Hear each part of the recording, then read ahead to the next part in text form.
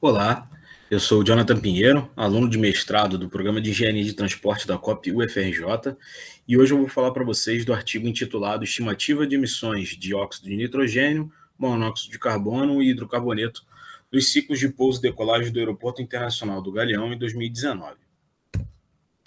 Essa apresentação está dividida em 4 partes, sendo introdução, metodologia, resultados, discussões e considerações finais. Introdução. O impacto do tráfego aéreo na atmosfera tem sido objeto central de diversos estudos nos últimos anos. As emissões aeronáuticas elas têm chamado a atenção tanto da mídia e têm se tornado assunto das principais agendas políticas dos últimos anos. Por quê? Ela hoje participa de 2,5% do total de emissões de CO2 de origem antrópica e tem uma estimativa de um crescimento de até 90 milhões de decolagens no Brasil para 2040, o que caracteriza a maior taxa de crescimento dentre o setor do transporte para os próximos anos. A degradação da qualidade do ar ao nível do solo, ligado às operações aeroportuárias e os impactos causados por isso, tem sido aí uma parte de maior destaque. E dentro desses estudos há uma atenção particular para as emissões de partículas ultrafinas e os óxidos de nitrogênio. Hoje nós já temos evidências que a proximidade dos aeroportos com a área residencial urbana aumenta aí a probabilidade de problemas de saúde e o aumento de condições latentes devido à exposição de muitos poluentes do ar. Aqui no nosso artigo eu só estou tratando de 3 deles, porém existem outros. Tá? Também é uma realidade que a maioria dos aeroportos hoje está localizado perto de aglomerados urbanos densamente povoados, o que também é uma realidade para o Brasil e principalmente para a área aqui do Rio de Janeiro e São Paulo.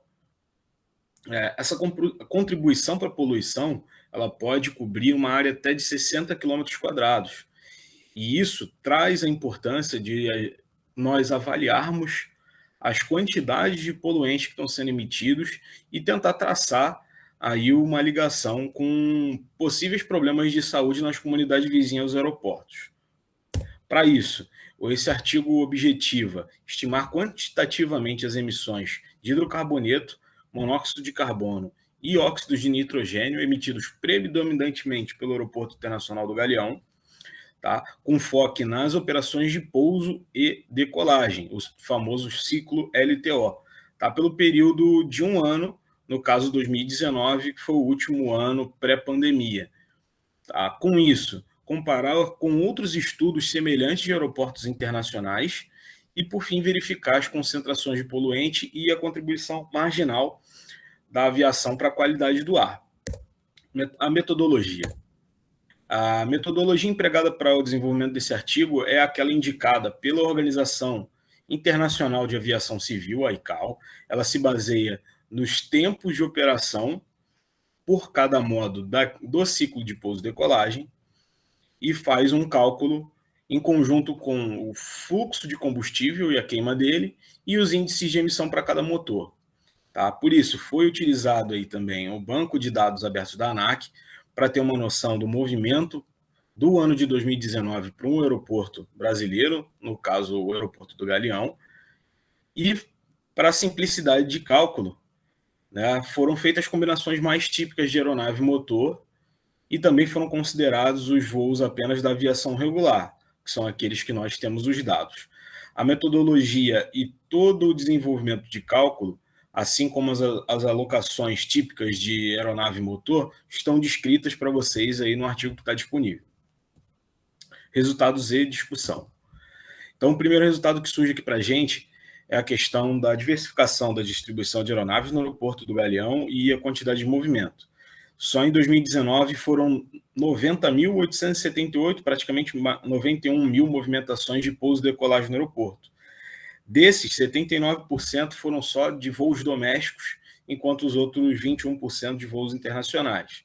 E 62 empresas operaram regularmente no aeroporto. Ou seja, já mostra uma grande diversificação para o aeroporto em questão. Tá? A maior participação foi da aeronave Boeing 738, 737-800, com 54%, seguida aí do Airbus 320 e do Embraer 195, que são as principais aeronaves utilizadas aí pelas 3 maiores companhias aéreas do Brasil hoje. As aeronaves de maior porte, pesada, são caracterizadas aí pela aviação internacional e cargueira, que também operam no aeroporto em questão. O resultado encontrado foi de 2,3 mil toneladas de poluentes emitidos para 2019, sendo um pouco mais aí de 50% relacionado aos óxidos de nitrogênio, com 1,3 mil toneladas. Na sequência, 904 toneladas de monóxido de carbono e apenas 115 toneladas de hidrocarboneto. O gasto de combustível para o ano, totalizado a queima para todas as aeronaves avaliadas, foi de 88.336 toneladas para o ano. E os principais contribuintes da poluição foi justamente o Boeing 747-800 e o Airbus A320, que são aqueles que têm o maior número de movimento para o aeroporto.